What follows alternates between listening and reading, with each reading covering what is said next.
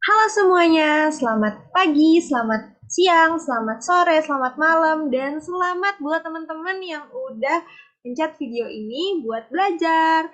Oke, jadi eh, kali ini di sini kita akan membahas terkait substitusi nukleofilik.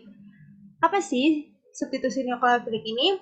Oke, sebelumnya substitusi nukleofilik ini akan dijelaskan di mata kuliah reaksi sintesis senyawa organik. Itu ada di semester 4. Nah, oke, back to topic. Di sini kita akan membahas tentang substitusi nukleofilik.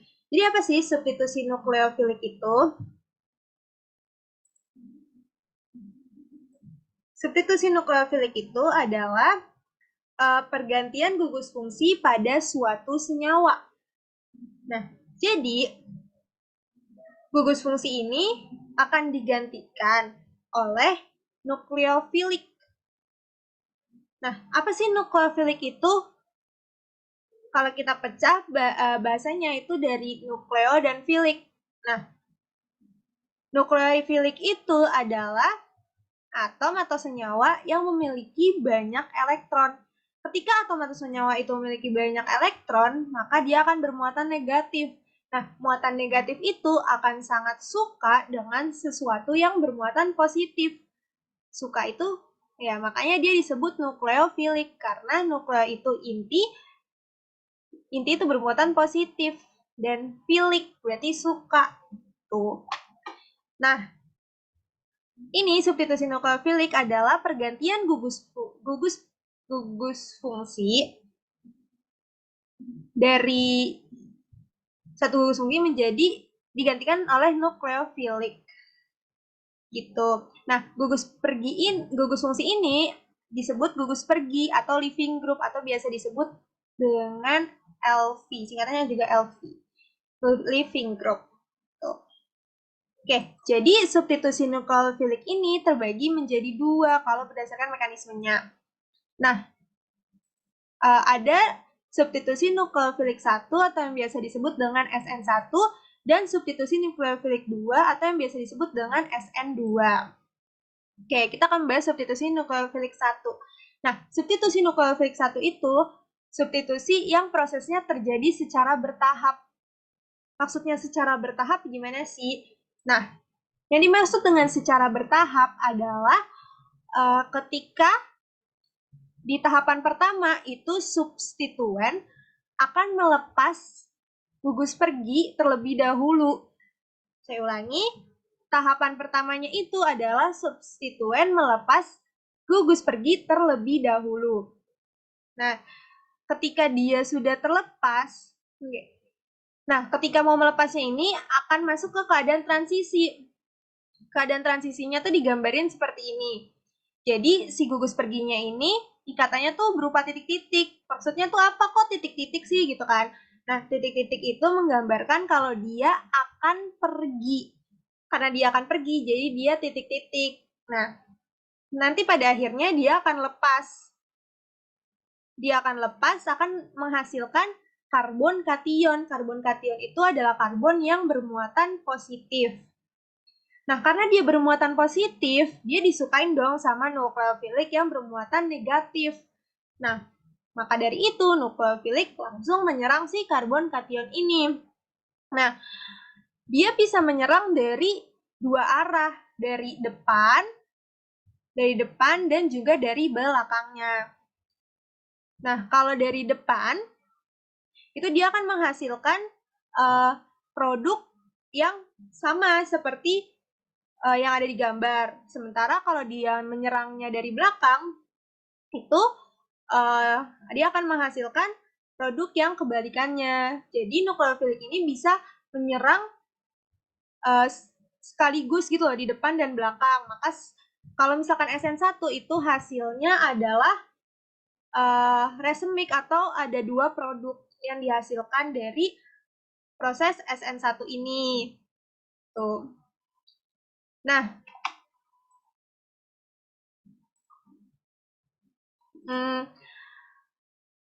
ketika si substrat ini melepas gugus fungsi, ini reaksinya terjadi sangat lambat. Jadi ini tuh melalui proses yang panjang. Sementara kalau sudah menjadi karbon kation itu langsung diserang. Jadi reaksinya cepat.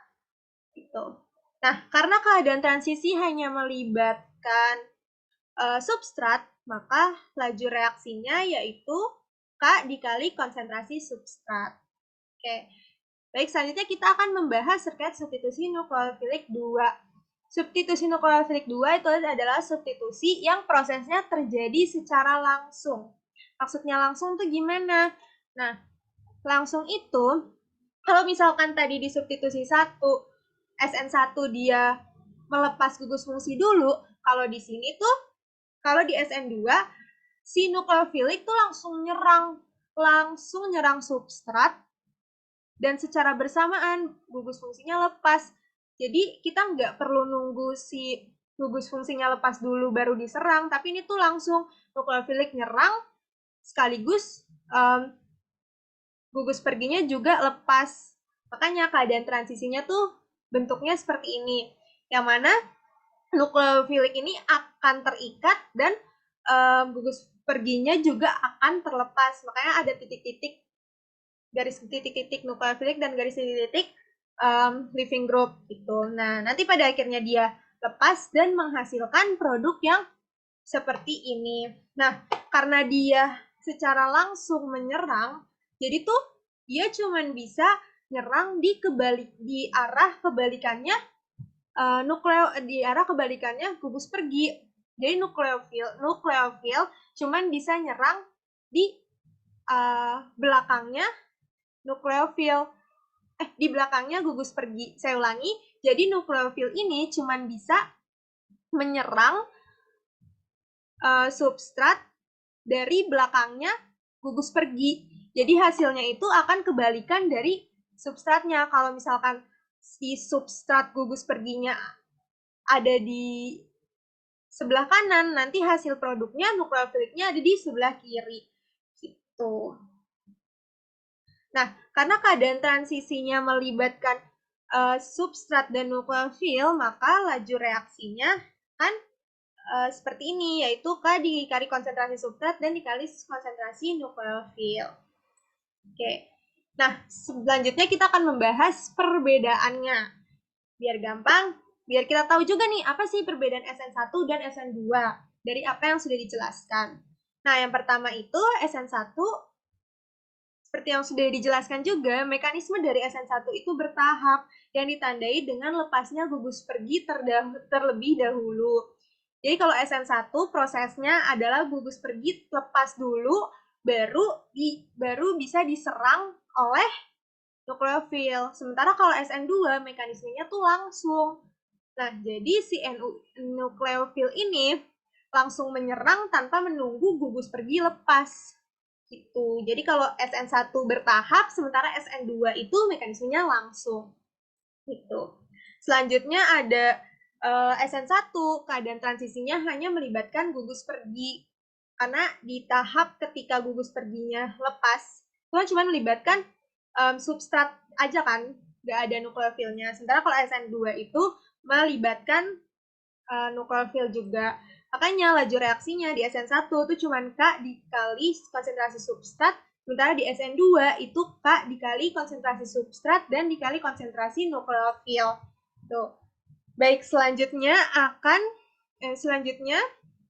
di SN1 itu dia membutuhkan karbon kation yang stabil, sementara kalau di SN2 dia membutuhkan tempat untuk terjadinya pembentukan ikatan sekaligus pemutusan ikatan atau seri kecil. Jadi gini, di SN1 karena dia kan melepaskan dulu, dia melepaskan gugus pergi. Nah, si nukleofilik ini akan lebih suka ketika dia menyerang karbon kation yang stabil. Nah, karbon kation stabil tuh apa sih? Karbon kation yang stabil itu adalah karbon kation atau karbon yang memiliki lebih banyak ikatan atau yang memiliki banyak substituen gitu. Semakin banyak substituennya, dia akan semakin stabil. Makanya karbon kation yang stabil itu adalah karbon kation yang tersier atau karbon tersier. Sementara kalau primer itu karena dia cuman sedikit primer, maka dia kurang stabil. Makanya SN1 itu lebih cenderung memilih lebih cenderung memilih C tersier. Jadi kalau misalkan ada senyawa yang tersier, maka dia akan menggunakan SN1.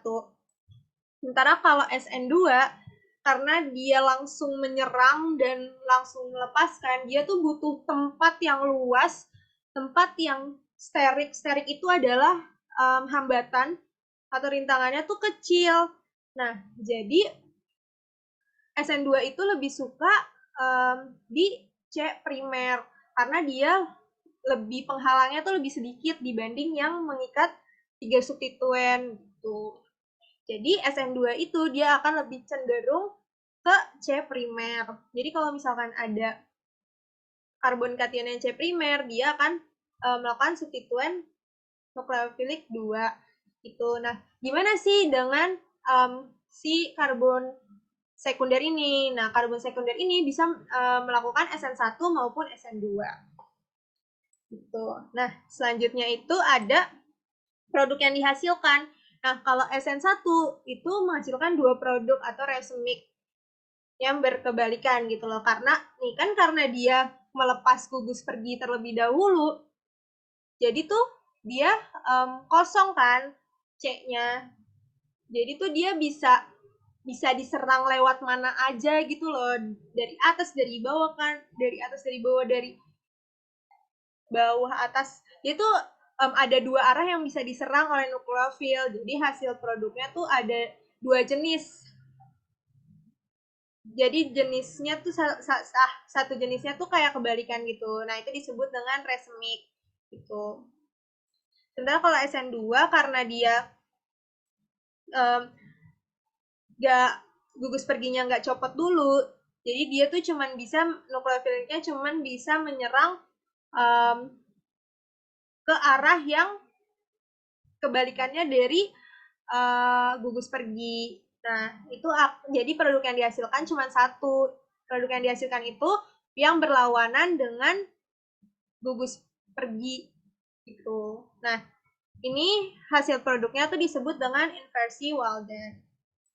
Nah, jadi kesimpulannya kalau SN1 itu mekanismenya bertahap. Sementara kalau SN2 mekanismenya langsung. Nah, kalau SN1 laju reaksinya K dikali konsentrasi substrat, sementara laju reaksi SN2 itu K dikali konsentrasi substrat dikali konsentrasi nukleofil. Nah, kalau SN1 terjadi pada C tersier, sementara pada SN2 terjadi pada C primer.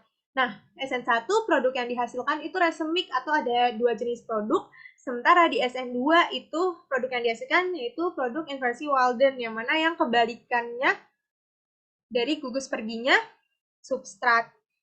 Tuh. Nah, ini mungkin bisa di SS atau dicatat biar bisa dipahami.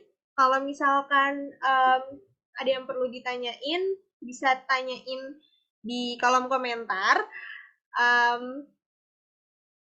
Sebelum disclaimer sih, kita di sini sama-sama lagi belajar. Semoga apa yang saya sampaikan bisa bermanfaat untuk kalian.